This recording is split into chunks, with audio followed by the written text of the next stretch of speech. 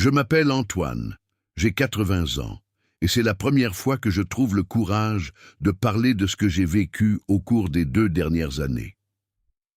Mes mains tremblent en écrivant ces mots, non pas à cause de l'âge, mais à cause des souvenirs qui continuent de me hanter. Cependant, je ressens le besoin impérieux de partager mon histoire, de libérer ce poids qui m'oppresse avant qu'il ne soit trop tard. J'ai toujours été un homme simple. Pendant 40 ans, j'ai travaillé comme mécanicien et avec mon épouse Hélène, que Dieu ait son âme, nous avons élevé 3 enfants. Lorsqu'elle nous a quittés il y a 5 ans, j'ai cru que ma vie s'était arrêtée. Nous avions partagé 52 années de mariage, et du jour au lendemain, je me suis retrouvé seul dans cette grande maison, entouré uniquement de photographies et de souvenirs. Mon fils Robert, le père de Lucas, est mort dans un accident de voiture alors que le garçon n'avait que 12 ans. La mère de Lucas n'a jamais été très présente. Alors, quand il a atteint ses 18, Andrzej a quitté le domicile de ses tantes. Je l'ai invité à vivre avec moi. Je pensais que cela serait bénéfique pour nous deux. Je ne serais plus seul, et il aurait un vrai foyer. Comme je me trompais. Au début, tout semblait parfait. Lucas était poli, m'aidait à faire les courses, et nous discutions de football, et de son père. Je voyais tellement de Robert en lui, les mêmes yeux bruns, le même sourire en coin lorsqu'il était heureux. J'ai même cru que Dieu m'offrait une seconde chance d'être père. Mais les choses ont commencé à changer, insidieusement. Lucas rentrait de plus en plus tard, toujours avec une nouvelle excuse. Les études, le travail, les amis. Je le croyais, après tout, il était jeune. Puis j'ai remarqué que des objets disparaissaient de la maison. D'abord, la montre de mon père, puis quelques pièces de monnaie anciennes que je collectionnais. Quand je l'ai interrogé, Lucas s'est emporté, affirmant que j'étais sénile, que j'avais probablement égaré ces objets séniles. Ce mot m'a blessé plus qu'un coup au visage. J'ai commencé à douter de moi-même, à remettre en question ma mémoire. Étais-je vraiment en train de perdre la tête ? Hélène disait toujours que j'avais une mémoire d'éléphant, mais peut-être l'âge me trahissait-il. Le premier épisode de violence s'est produit un jeudi de mars. Je m'en souviens précisément, car c'était l'anniversaire de la mort d'Hélène. J'avais préparé son plat préféré, une lasagne, et j'étais assis à table, contemplant sa photographie, quand Lucas est rentré. Il était visiblement ivre, titubant et parlant fort.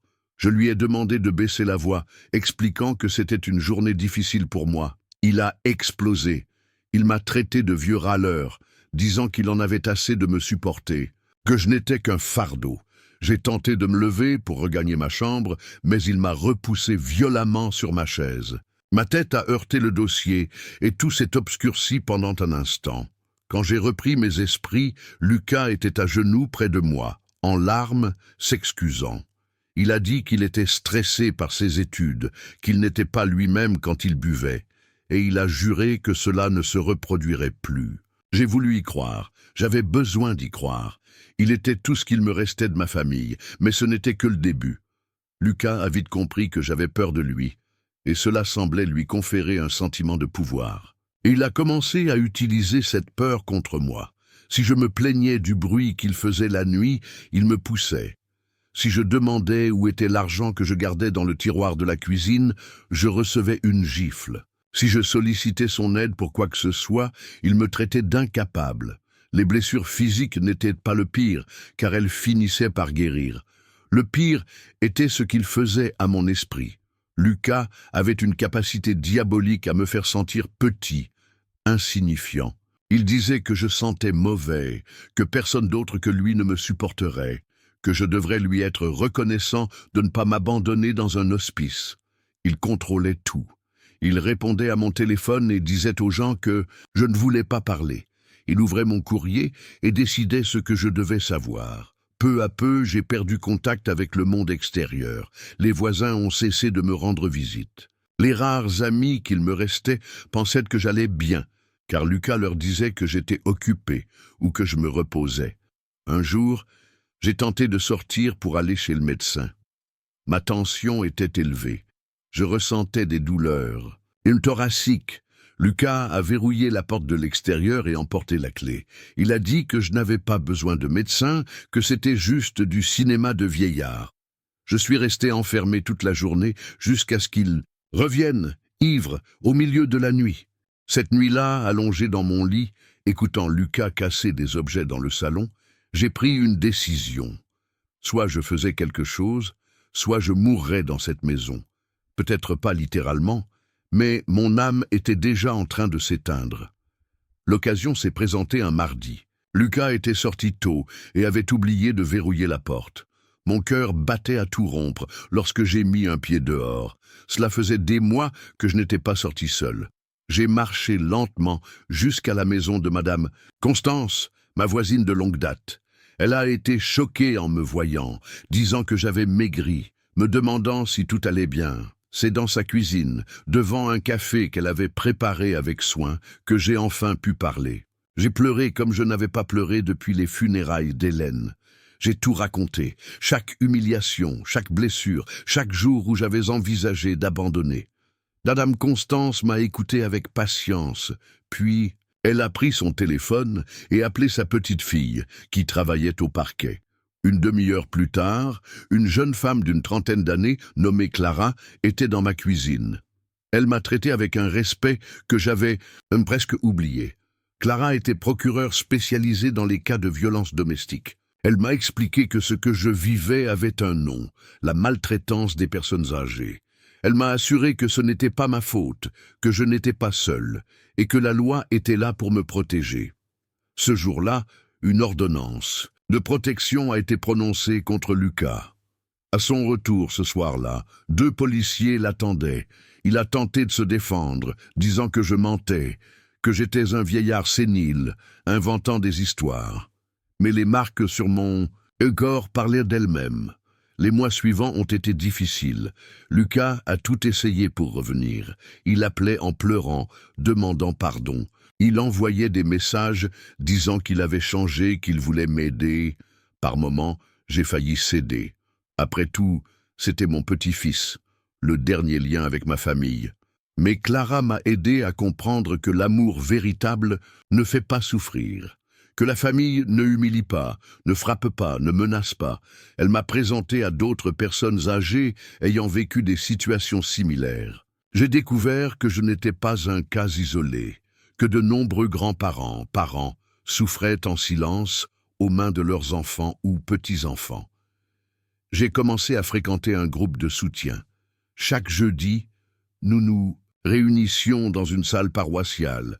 Nous étions 12, âgés de 60 à 85 ans, chacun avec son histoire de douleur, mais aussi de résilience. C'est là que j'ai appris qu'il n'y avait rien de mal en moi, que je méritais respect, affection et paix. Joachim, âgé de 78 ans, m'a réappris à prendre le bus. Cela faisait si longtemps que je n'avais pas utilisé les transports en commun que j'en avais peur. Madame Rose, 82 ans, m'a montré comment utiliser le téléphone portable que Clara m'avait offert, insistant sur l'importance d'avoir une ligne que personne ne contrôlait. Petit à petit, j'ai retrouvé mon indépendance. J'ai recommencé à faire mes courses, à cuisiner, à entretenir mon petit jardin. J'ai repris la lecture, une activité que j'avais abandonnée pendant ces mois sombres.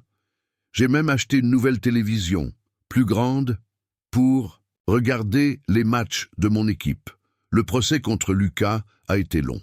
Il a été condamné à réparer les dommages matériels et à effectuer des travaux d'intérêt général dans une maison de retraite. Une partie de moi espère qu'il tirera une leçon de cette expérience, qu'il comprendra le mal qu'il a fait. Une autre partie souhaite simplement garder ses distances. Aujourd'hui, 2 ans plus tard, ma vie a radicalement changé. Je vis seul, mais je ne me sens plus seul. J'ai un réseau de soutien. Madame Constance, les amis du groupe, Clara, qui reste en contact, et même de nouveaux voisins que j'ai appris à connaître.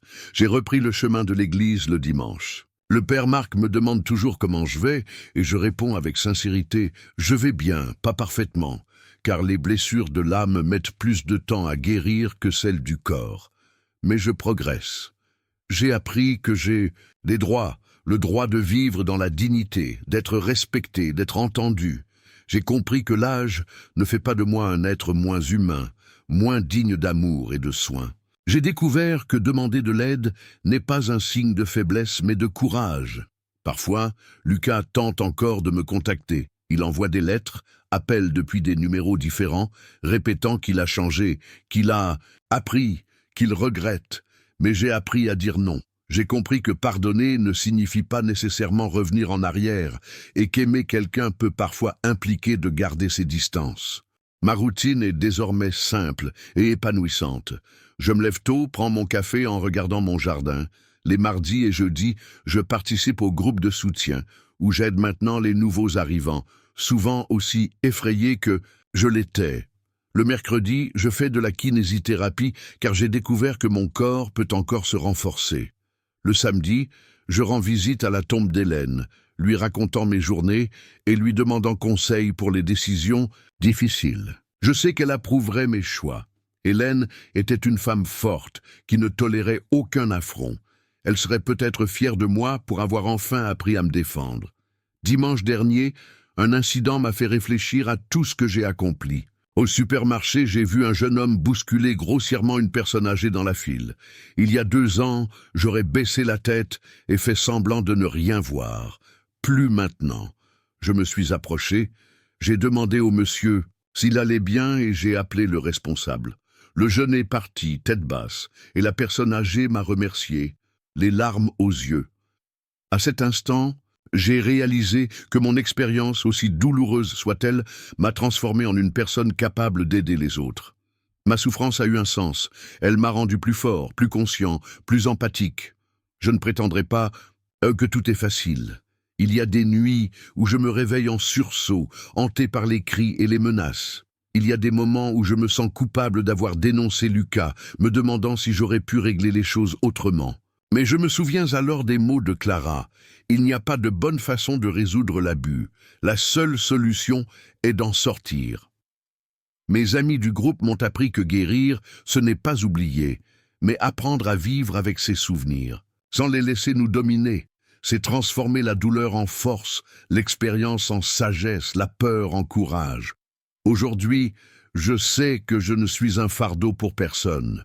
Je suis un homme de 80 ans, avec une histoire à raconter, des expériences à partager, de l'amour à donner. Ma valeur ne réside pas dans ce que je peux offrir aux autres, mais dans le simple fait d'exister, d'être humain, d'avoir droit à la dignité. Lucas a peut-être volé 2 ans de ma vie, mais il n'a pas réussi à détruire mon essence.